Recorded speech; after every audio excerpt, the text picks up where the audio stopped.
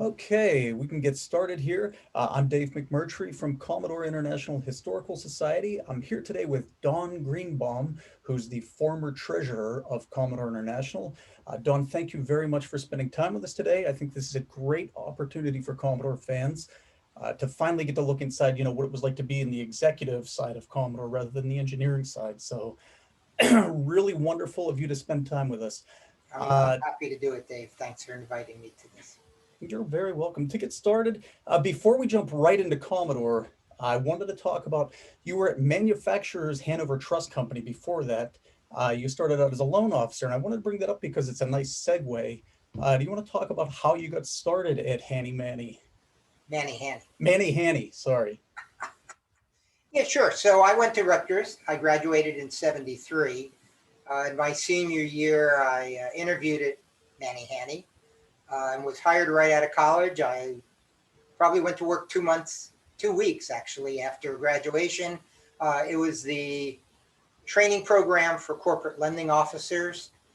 They'd send you to branches during the training. I worked on Lower Manhattan.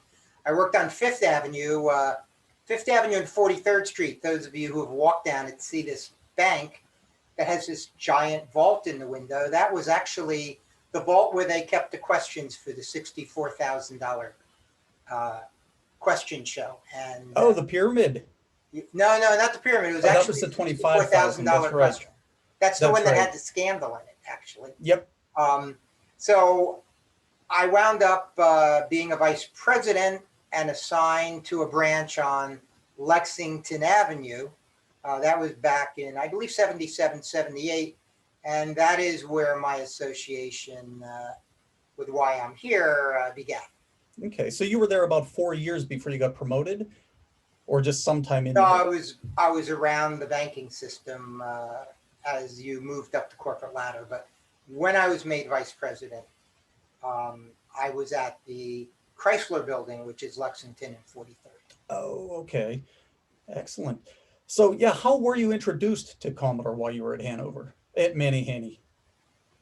So in 77, as I said, I wound up at the Chrysler Building. One of our customers was a company called Interpool. Uh, this is an intermodal transport container. And You that was could Irving put it Gould's on a boat, company. you can put it on a truck, and Interpool was just about the largest in the field. Their chairman was a gentleman named Irving Gould. And Interpool, along its way in history, was bought for a short time by Thyssen-Bornemisza, and that name will come up again a little later. Um, Marshall Smith, I believe, right? that's correct. So in 1978, thereabout, I had lunch with the senior managers of Interpool and met Irving Gould. And at the lunch, he also mentioned that he was chairman of another small company that I probably had never heard of called Commodore. And I mentioned to him that I was not only very aware of the company, but I owned one of these boards. Oh, you already had a Kim 1, so that was before you even worked at Commodore. That is part of the progression. He was flabbergasted that here he's out to lunch in mid Manhattan with a banker who not only knew of the Kim board, but used one. And I was explaining how in my ham radio hobby, you see all the radios behind me, how in my ham radio hobby, I used the Kim board to decode radio teletype signals. Well, he was pretty intrigued by that. And the next time Jack Trammell was in town, I got a call from Irving and said, how would you like to have lunch with me and Jack and a gentleman named Lee Schreiber? Lee Schreiber He was their was, general counsel, correct? he was a close associate of Jack Trammell, not Irving Gould. So the three of us had lunch. It was the first time I had met either Jack or Lee. I knew of Jack Trammell being a geek, not only a banker. And at the lunch, they explained that they had this new board, um, another version of the 6502 microprocessor board that they were building in a computer called the PET. and they needed $3 million in working capital that they wanted to help launch the pen. Commodore at that time didn't really have a great financial record. There was a history everybody knows about with Atlantic Acceptance. And the only way Manufacturers Hanover would agree to this working capital loan was if Irving Gould would put up $3 million in the Bahamas, where he was based, to guarantee the loan. We did the loan. We eventually did many more loans in the next couple of years. After about a year, because Commodore PET was selling and the company was doing well, we gave up the personal guarantee. One other quick thing is at the lunch, I also brought this along. This is a Manufacturers Hanover calculator. And guess who made it? Commodore. Oh, really? Yeah. Interesting. That's amazing. I had thought most of those items at that time were just OEM things, but I guess calculators wouldn't have been. That was their bread and butter. It was, and they were private labeling them for banks and stuff. And, oh, that's excellent. And the fact that I had one in my desk at the time was another link to a road that I was about to travel. Great. So you had that lunch, and that lunch was really just an introduction at the time. So that was, you know, hey, we're going to do some business. You generated a few loans. I did want to talk a little bit about, so after the Atlantic Acceptance scandal, it's my understanding that Commodore had a very difficult time attracting lenders, other than the personal guarantee. But I mean, you know, I guess your risk was mitigated by that completely. So there wasn't a whole lot else you asked of them. I'm guessing you did get a pretty good look at their books at that time, though. Yes, and some of the looks at those books are in some of the documents you have that we archived. The bank loan decision was, what is a personal computer? How is this little calculator company going to compete with Texas Instruments? What technology was there at MOS? The MOS building was financed and secured. A lot of the receivables up in Canada were factored, meaning the receivables were put out as collateral for loans. The company really wasn't creditworthy, and then it had that history of Atlantic Acceptance. I didn't realize that. So it wasn't just the history, it was also they were a credit risk in addition to that, just based on the current books. Well, they had a very small net worth. But things turned around very fast, as you know. Yeah. The PET came out, the VIC-20 came out, and Jack was very tight with spending money, so there wasn't a lot of waste. And in 1983, I was promoted up to Wall Street, 40 Wall, which is where the broker lending division was, and I was put in charge of a team. What we did down there was day loans. We'd lend hundreds of millions of dollars to Merrill Lynch overnight against the stock portfolio that they'd have. The following day, they'd have to clear it. Day in, day out, I'd sign off on loans that would be repaid within 20 hours. Okay. Boring stuff. I decided in the summer of '83 to leave the bank. And shortly, right after that ended, Irving Gould gave me a call and said, how would you like to join Commodore? Okay. And I believe you joined them in June of '83, correct? No, it was later in the year. I left the bank in June. I joined them in September. Oh, okay. Took the summer off, probably the last vacation I would have for that was nice. 3 years. Good plan there. And you were hired into Commodore initially as what, VP of Corporate Planning and Investor Relations? That is correct. What does a VP of Corporate Planning and Investor Relations do? I worked out of 30 Rockefeller Center, which was an office of someone called Stephen Greenberg. His company was Animetrics. Steve was really a character. He had the penthouse, and atop the building, it was all Art Deco. You know, the Rock Center was very Art Deco, and this guy went to no expense, spared no expense in acquiring Tiffany lamps and other Art Deco things, and working there was a museum. What my day would be calling Wall Street analysts, describing the sales numbers, hyping the stock, if you will. So Don, I don't want to get too far off, but it was always my understanding that Stephen Greenberg worked for Commodore. Is that not the case? Did he have a separate company? He was Animetrics. He was never a Commodore employee. Okay, He was a PR firm. gotcha. Commodore had two PR firms. The other one was Edelman and Company. And they did announcements like me becoming VP of Corporate Planning. Stephen did all the financial announcements. He announced the stock splits, the earnings per share, that kind of thing. And it was, again, Animetrics. He was not an employee. I never knew that. Okay, good. I'm learning something here also. That's great. Okay, so you were at Rockefeller Center then and working with, so did you work out of Stephen Greenberg's office at that time then? Yeah, because Irving still had a small office at on Third Avenue at the offices of Interpol. Okay, So there really wasn't any place for me there. However, right after I joined Commodore, we took space in the Seagram's building on Park Avenue. And after about 3 months, I moved out of Stephen's office and in with Irving. And there were 4 people in that office. It was Joe Benedetti on Mondays and Tuesdays. Myself, Irving would fly in on Monday morning and leave by Tuesday afternoon.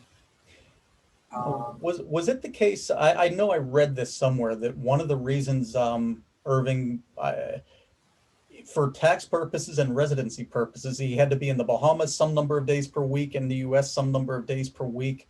Was that accurate or? It was accurate. A lot of what Commodore did, both for Irving personally and for Commodore corporate, was taxes. Irving, if he spent 3 days a week in New York, would be subject to New York taxes and would be subject to federal U.S. taxes.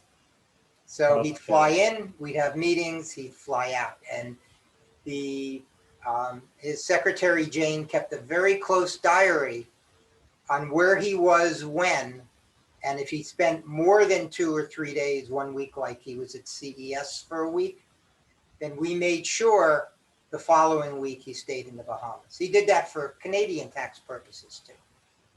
Okay, that's interesting. So yeah, you were in the Seagram building. I don't want to ask a lot of arcane questions, and it probably sounds silly, but it's one of the things that I'm kind of interested in, is I try to keep track of all the locations Commodore was in over the years. What floor were they in the Seagram building? You would ask that. I'm sorry. You know what? I might have a business card here that has it.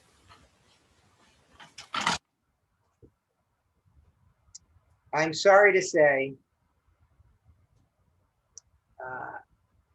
it wasn't the penthouse. It was probably in the teens. Okay. I remember looking out my window and seeing other buildings. It could not have been. Okay, you weren't at the very top then. Sorry. And That's okay. And a thing that strikes me is that had to be expensive. I mean, that's not that's prime real estate there. Uh, Irving was flying in anyway. He could have landed in Philadelphia and just, visited at the MOS building or something. Why did they have that No, office? he loved New York. Okay, so it really was just personal preference of Irving. And he was still chairman of Interpol. Okay, so that makes sense. And I don't think Irving could work in the same building as Jack Trammell. Oh, that also. Okay. So there were you said there were four people. It was you, Stephen Greenberg, Joseph Benedetti, and Irving. No, Stephen worked out of Rock Center. Oh, he never moved in there. Okay, so I'm No, sorry. Who was the fourth? Irving, Secretary Jane, Okay. and a gentleman named Clive Smith. Clive was an analyst at the Yankee Group, and we hired him to be head of strategic planning. Okay. I've seen his name come up a few times. Clive was a brilliant tactician, let's say. He was, for many years in the 80s and late 70s, he would write about the coming home computer market and would do all these analyses. Irving thought he'd be a good person to provide some corporate guidance. So Don, you were kind enough to send me just a slew of internal documents, and thank you again for that. That was great. Um, there were a lot of bank presentations and investor presentations that had that kind of market analysis in them. You know, here's what the home computer market is, here's where it's going, here are the players. Was it Clive who was doing all of that analysis? Absolutely. I would do the financial planning. Clive would do the market data, which is why his office and mine were next to each other. Okay. Whenever we did press releases for the analysts, whether it be Wall Street or banks, we always tried to do some relationship because remember back then Commodore had 20-odd% of the home computer market. I mean, we were Right. a major force, and in Europe the percentage was higher. So showing where the market was going was just as important as showing Commodore's increases in sales. Okay. And just jumping around even more because my brain's all over the place sometimes. I know you worked out of Westchester for a while because I saw faxes directed to you at Westchester. I know you worked out of New York City for a while. What other locations were you at? Yeah. So my typical week when I was in the country, because I was the international treasurer, Monday and Tuesday I was in New York. Monday night, more often than not, I had dinner with Irving Gould at his Fifth Avenue apartment, which was across the street from the Metropolitan Museum. Wednesday morning, I'd get up about 5 a.m., drive 120 miles to Westchester, Pennsylvania. I would come home sometimes. Sometimes we'd be at the office till 10 or 11, but it didn't make sense. So I was in Pennsylvania Wednesday, Thursday, and Friday. I was in Europe about 1 week a month, so I had an office in Basel, which is European headquarters. So I had offices in 3 locations. Okay, you had to travel a lot. So we kind of glossed over something there, but you were how you weren't hired as treasurer, you became treasurer. What was the path to treasurer? In 1984, Commodore really took off. Um, That was 84 is when they crossed a billion for the first time. So yeah. Correct. So in January, I was still doing investor relations. We went to the CES show. That's going to bring up a whole nother story. And the whole purpose of the CES show was to talk about the Plus4, first computer with built-in software. Brilliant idea, bad execution. This Commodore 64 had already sold 1 million units. We were crossing into the billion-dollar territory, making $100 million a year. The story was going to be the best quarter ever at Christmas for Commodore. And we needed working capital. Bernie Witter was the financial executive at the time. Banks were still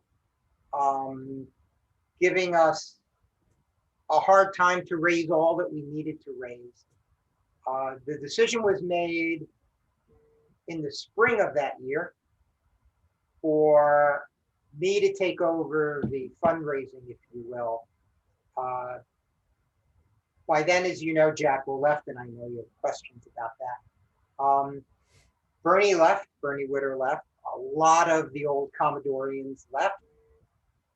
There was a new leader in Marshall Smith, and we'll do more on that in a bit. So they wanted a new financial team, and I was promoted, even though I didn't have a VP title, to international treasurer, which was much more important. Yeah, it is.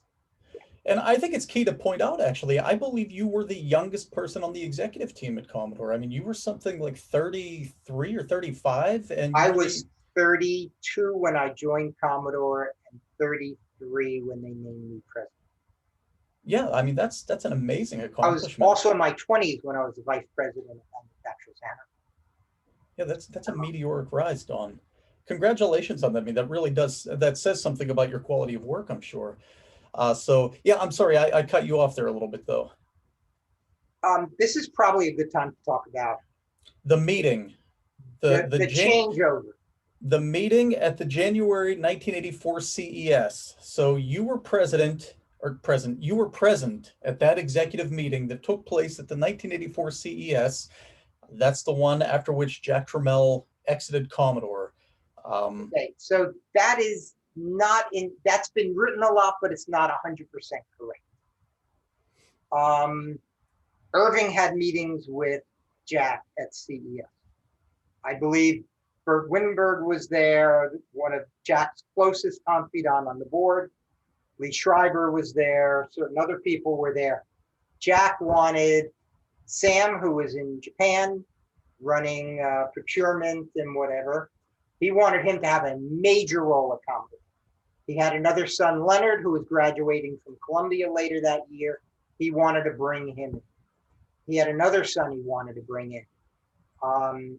Irving was not going to stand for that kind of nepotism. They had major issues in how they were going to finance it. Irving believed that they needed to issue stock. The stock was at a record high. It was something, it had just been up in the 60s. And they thought if they issued stock, it wouldn't tie the company down with debt. Irving wanted to finance it with banks. Irving didn't want to be diluted. He had about 20% of the stock at the time. There were a number of major issues that they couldn't resolve. And when we left CES, I remember being on the pet jet back to New York. Bert Winberg was there, Stephen Greenberg was there, and we were talking about, is this the end of Trammell? He hadn't resigned that day officially. We got back to New York. Irving called the directors together. They met in New York. I remember sitting on the plane and Stephen Greenberg going, I've talked to Wall Street analysts. There's always been a question about Jack Trammell's management style. He's not corporate. Irving was talking about he knew corporate executives in Europe that he could get at a second's notice, experienced. We would wow Wall Street by bringing in professional managers. Remember, Apple about that time had just brought in Scully. The company had gotten too big for Steve Jobs. Wall Street was saying, if Commodore brought in experienced executives, the stock would boom. Everybody was thinking Jack threatening to resign was going to be the best thing that ever happened to Commodore stock. I was 33. What the hell did I know? Right. Here I am in charge of investor relations, and Monday morning it's announced that Jack Trammell had resigned. And, these were the day before cell phones, but the Wall Street Journal was on the phone. And my job was to sell. We were going to bring in a professional management team. Well, the stock tanked. The stock tanked for a number of reasons. Number one, Jack Trammell, Monday morning, the minute the announcement came out, dumped his stock. And he had like 7%. You can't put 7% of the stock of a company on the market, right, and not have the legs kicked out from under it. Right. Stock fell to like 20. It came back to 30 within a week when we announced Marshall Smith from Thyssen-Bornemisza, there's that name again, who was great friends with Irving, took the job, and he came in, and by the spring, he got rid of Bernie Witter and all the people that were the Tramellites, if you will, went off on their own. So then I don't want to, you have a really good train of thought here going, but I kind of had a question about Marshall Smith and his time there. I'm interested in your opinion on it. I mean, if you just look at the numbers, Commodore really tanked under Marshall Not Smith. not not immediately. Well, Commodore so had they, about 3 good quarters left.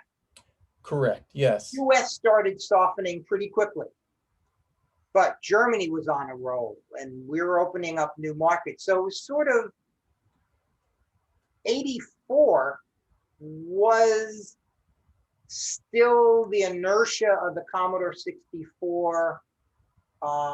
It was going so well that the plus 4, which we brought out in January, never had a chance. right. I guess the question there was though, Marshall Smith gets a lot of the blame. Hey, things were great. We were skyrocketing. Here comes Marshall Smith, and we tanked.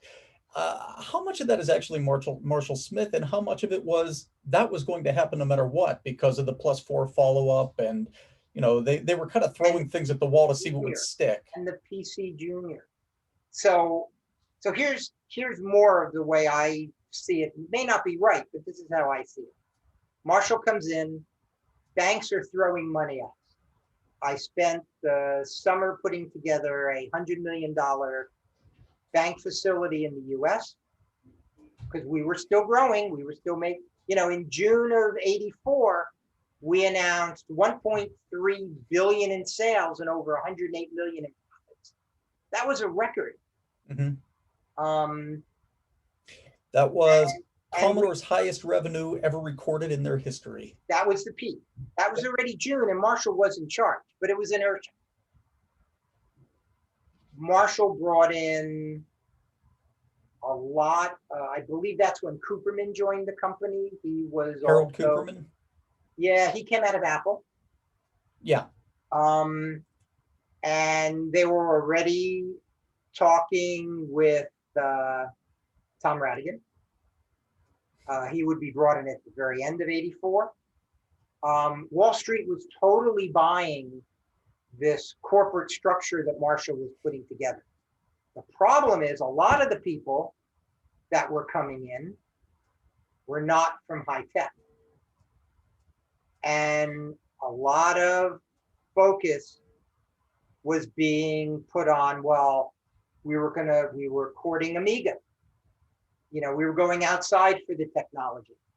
There were meetings in 84 with Microsoft about the operating system and converting over, like everybody else, to DOS, which is why when the Amiga came out, we had Amiga DOS.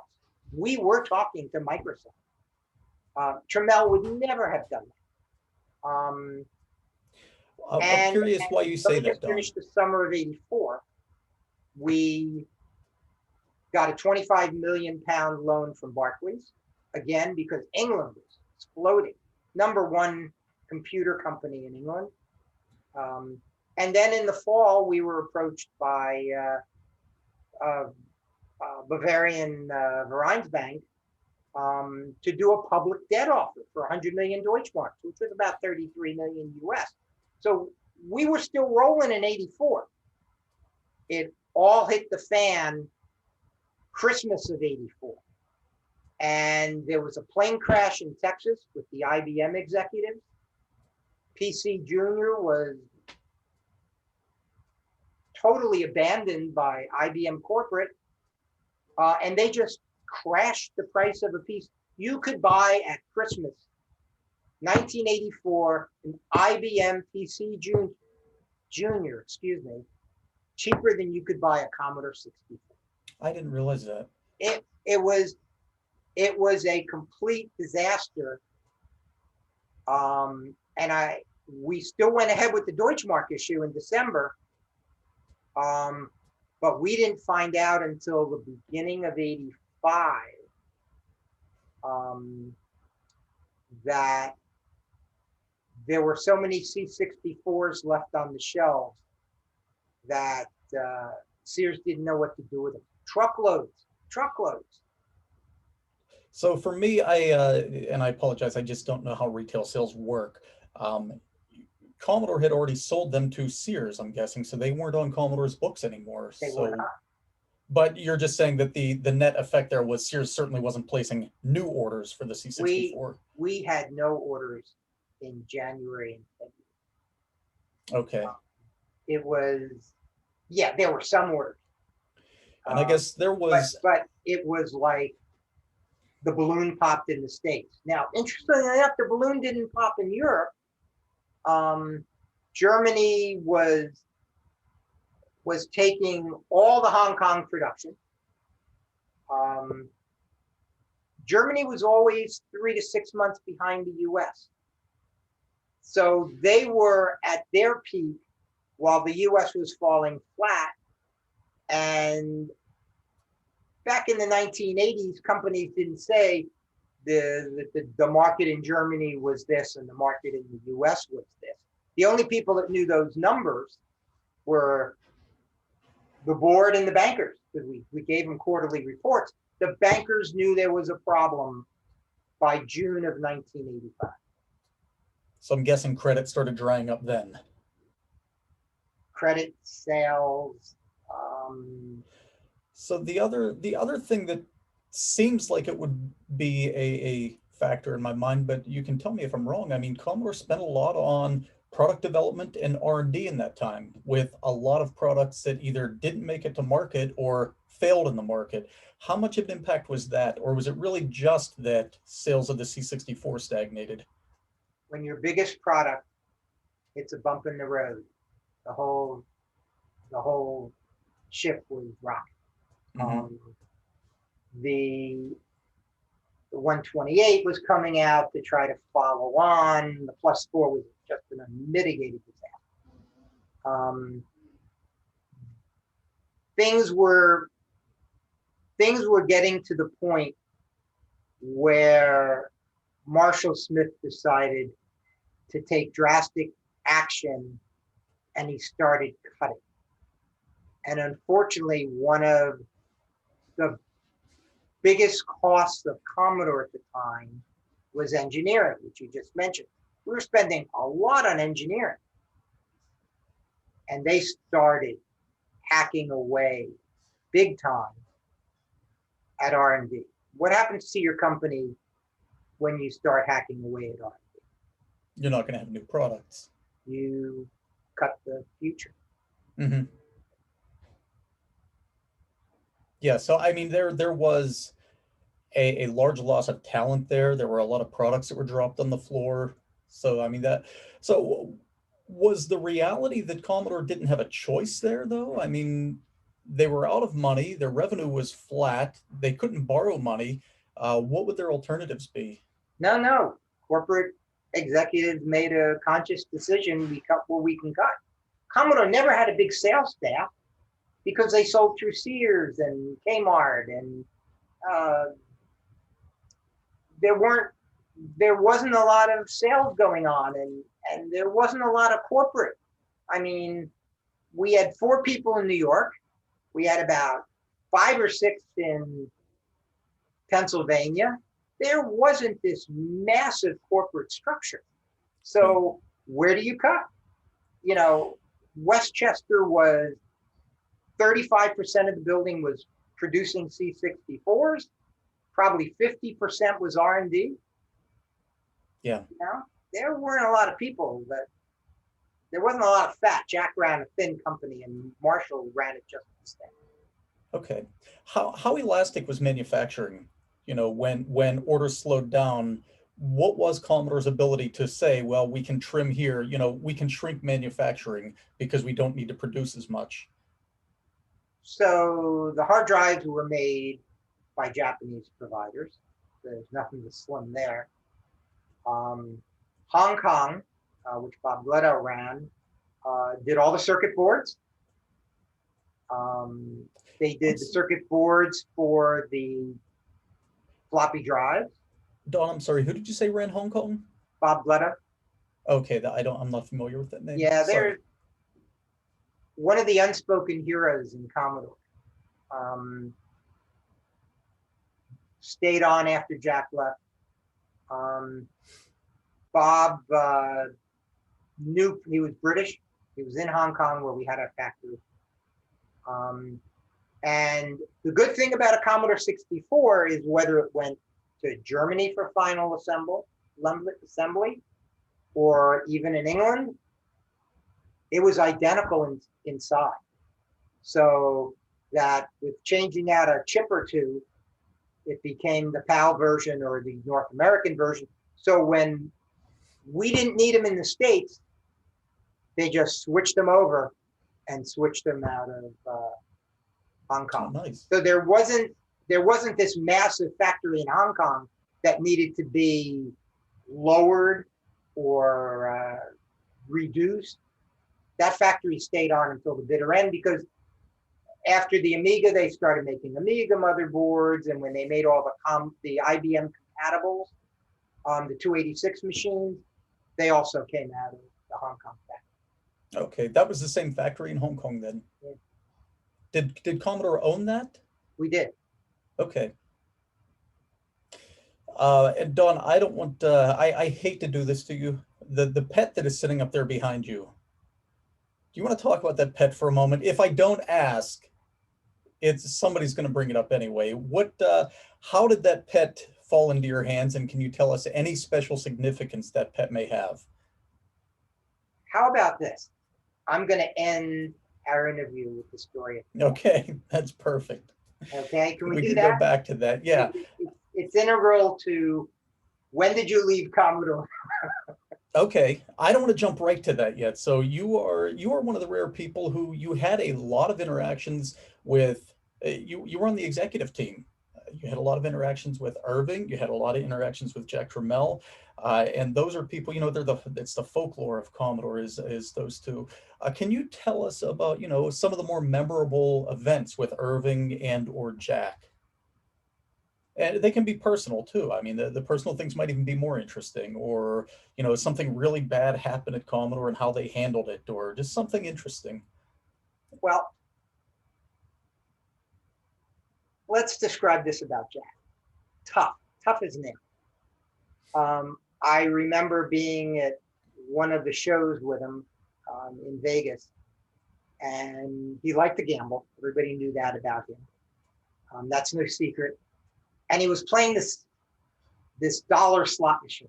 And I mean, he was getting madder as hell. He just absolutely would not leave. And I remember I was standing with him, and I can't remember who else was there. And I was saying, as your banker, give it up. And he looked at me, and he had a handful of dollars, and he said, prove you're my banker. And he gave me a fistful of dollars. And I threw some in and pulled the handle, and I swear to God, the lights went off. There was probably about $800 falling in my lap. And he put out his hand. I said, you want this? He said, it was my dollar. Who owns it? He never took it. That's not the point. But that's the kind of guy he was. That's great. He was so hard to work for. I mean, remember, I was getting up at 5 a.m. and getting home 10 a.m., 11 p.m., 10 or 11 p.m. on the nights I came home. I once was told I had to be in Germany for some meetings at 3 in the afternoon. I flew to Germany. We had lunch with some bankers, and I came home. But that's the kind of crazy lifestyle you had working for Jack. So even the most casual Commodore fan has heard of the Jack attack. Did you ever experience one? Oh, yeah. There's anybody who was anybody at Commodore would be in a meeting, and he usually had group meetings. It was very rare that there was a decision to be made where he didn't call in 4 or 5 or 8 people. And I remember being in the room, and he was going around questioning, and he came to me, and he wanted to know about the inventory in Germany. And I said, well, as of 2 weeks ago, which was the last report I had, as of 2 weeks ago, and he slammed his fist on the table, and he said, this isn't wine. It doesn't get better with age. What's today's inventory? And I mean, he was pounding the table. That's actually funny too, though, that he came up with that quick. That's great. I mean, that was typical Jack. Now, Irving, totally different. didn't get into the weeds on numbers. His numbers when I went into his office would be, what's our bank debt today? What's our cash? What are our sales? Didn't care about products, didn't care about other fine details. He left Jack to do all. Hmm.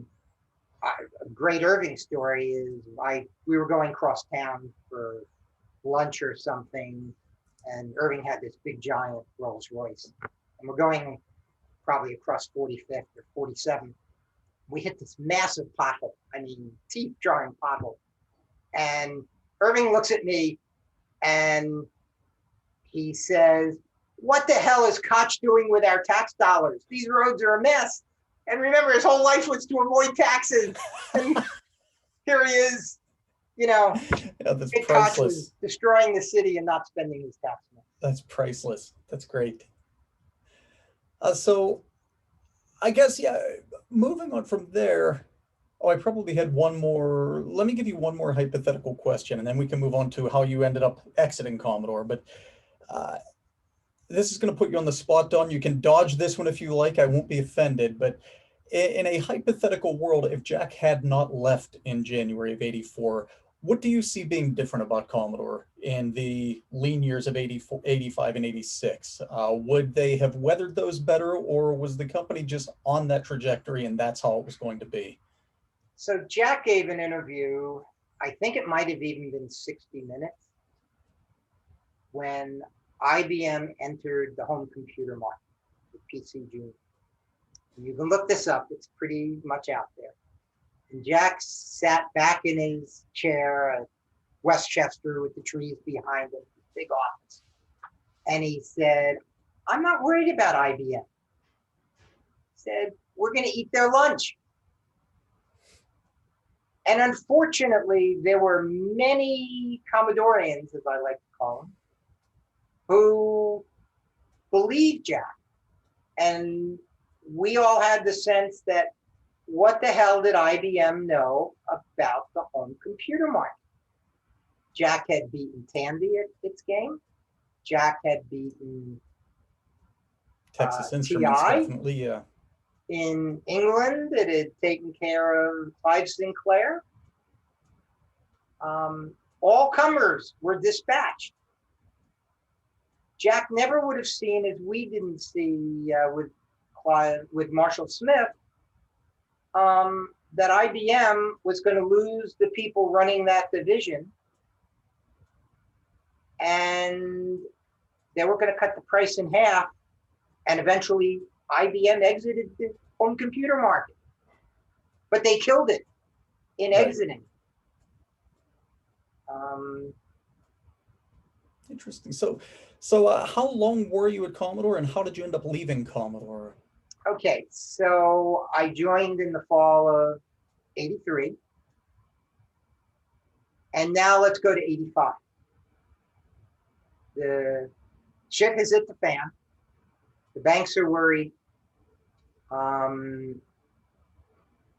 I had been working from 5 a.m. to midnight, let's say, hadn't taken vacations. In March, Irving Gould came to me and he said, "I'd like you to prepare a report." And you got a copy of that report in the archives that I gave you. And he said, "Pretend you're still my banker." And he said, "And go around the company, and don't tell anybody you're doing it, and tell me what is wrong with the company." So So that was Irving who approached you for that report? that is correct. He was not happy with the stock price. He was not happy with the company. So I went to a guy named Tom Matson, who was a controller, reporting directly to me, and was the person that talked to all the controllers. We didn't want to go to the finance directors in the subsidiaries. We wanted just the numbers. And controllers know so much more because they're dealing with the books. And then I flew to Hong Kong and met with Bob Gletta. And Bob told me all the production problems, the things that weren't going right. And I found out on that trip that there were millions and millions of dollars in +4 PCB boards that had been ordered, and drives that were no longer the current drives, because everything was moving to the 3.5 inch, right? And we were then positioning to the Amiga. Remember, the Amiga was going to launch that. And I put this report together, which was as doom and gloom as Irving wanted it. He wanted to know what was wrong, not what was right. And I brought it to Irving. We had dinner at his apartment. He brought in Bert Winberg, his confidant, member of the board. We we had hot dogs for dinner. You have no idea how many nights. Here I am on Fifth Avenue in a multi-million-dollar apartment, and Irving's favorite food was hot dogs and beans. Can't explain some things. Wow. So I went through the report, and I left. It had to be 2 in the morning, whatever. I may have even stayed in the city then. About a week later at the April board meeting, it was announced that Marshall Smith had been promoted to vice chairman, and Tom Radigan from Pepsi had been named president. Mm-hmm. And I remember leaving the meeting. It was, that meeting had to be up in Toronto. We had a lot of our board meetings for tax reasons in Toronto. Of course. And we were leaving the meeting, and Tom Radigan came up and put his hands on my shoulder, and he said, "That was an amazing report you did. Now I know who not to trust." And Oh, so that really set the tone for your future working with Tom Radigan. I was Irving Gould's guy. Mm-hmm. He couldn't do anything that I wouldn't report to the chairman. I wasn't his treasurer. Right. I had just thrown Marshall Smith under the bus. Not that I did anything bad, I reported. Right. Let's fast forward 3 months. I'm in Bermuda. It's my wife and my anniversary. It had been at least 2 years since I had taken a family vacation. And we get literally, we get to the hotel in Bermuda, and there's a message for me, and it's from New York. And it's from Jane saying, Tom Radigan has called a meeting for Friday. Now, this was, I think, a Tuesday. And I had just met with him the day before, and there was no inkling of a meeting, and he knew I was flying out. I said, look, I either come back for the meeting and lose a family, or I stay here. And she called back again, he says, if you're not here Friday, you're out of a job. I came in Monday. I was in New York. I handed my resignation letter to Irving. He did absolutely nothing to talk me out of it. He knew he'd throw me under the bus. He knew Radigan called a meeting knowing damn well I probably wouldn't come back to it. And I basically resigned. Don, I'm shocked. Irving and I went over all reminiscences, and he says, go to the conference room and take my pet. That's how you got the That's pet. your going away present. And that is serial number 1001. Yeah, I think we did determine that is the first pet. There was some debate about it. In the number of soldered wires on that board, I may have to bother you at some point for pictures of the insides. I'll be happy to load it up. Don, you and I have spoken a couple times in the past. If I seem surprised, it's because despite having spoken with you several times and read about you and read about Commodore, I did not know the circumstances under which you left. That comes as a great shock to me. That's why I was anxious to share that report with you before we talk. Yeah. If you read that report, there's some scary I stuff. have. I guess for the benefit of anybody watching, who does happen to watch this, that report is on archive.org, and it's in the Facebook group also for the Don, you sent that and a whole bunch of other documentation to me, which I scanned, and all of that's archived. That report was amazing to read. I mean, it was brutally honest. But yeah, I was not at all prepared for that being your exit from Commodore.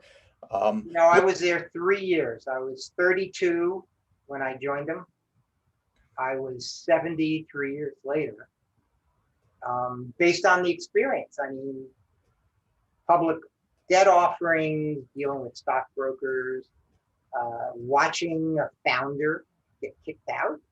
Yeah, that the public debt offering is another interesting one. All the documentation from that has been archived too, and that was really interesting to read. I don't want to keep you too much longer. We're in this about an hour already, Don. Wow. Thank you so much for your time. What have you been doing since Commodore? Anything you want to tell us about what you do now? I know ham radio and I know beekeeping.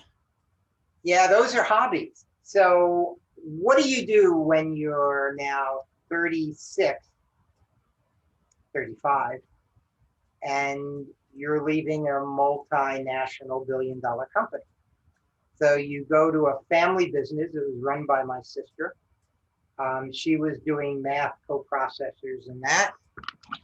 And another friend of mine and I, and you're mostly into Commodore 64, but this is a flicker fixer. Oh, wow. A flicker fixer made by our company called Microwave. Okay, I had no idea. And I did the flicker fixer for the Commodore 64. Okay. So then That I was I that went was your into, sister's company? yeah, in Plymouth, Massachusetts. What are the And chances? yeah, so then I started marketing. I left her a couple of years later and started brokering computer chips. And I called on my old Commodore friends, and I was selling them to ex-Commodore dealers in Europe, in Qatar, in Oh, Dubai. good. I'm sure that helped that you had the contacts already. Right. And so my old Commodore contacts, which I was still in contact with an awful lot of them, I then started a trading company that introduced me to people in the Middle East. And I began a whole series of businesses in the Gulf states. Okay. Are you retired now? Yeah, pretty much. That's wonderful. Doing I do like beekeeping and hammering. I like keeping up with your hobbies on Facebook. It's interesting you post nice pictures of things, so it's always good to keep up with you. Don, I will let you go. I thank you so much, and on behalf of everybody who happens to watch this, we all thank you. It was great. The hour flew past. It was Sure did. great to get just that kind of visibility into, the executive side of things. So I was thank you happy very to much. brought back a lot of memories thinking about this. Good. Good and bad. I'm sure you and I will be talking again, Dawn. I will reach out, but have a great one, and Thank you. I'll talk to you soon. My pleasure, Dave. Good night. Bye. Bye.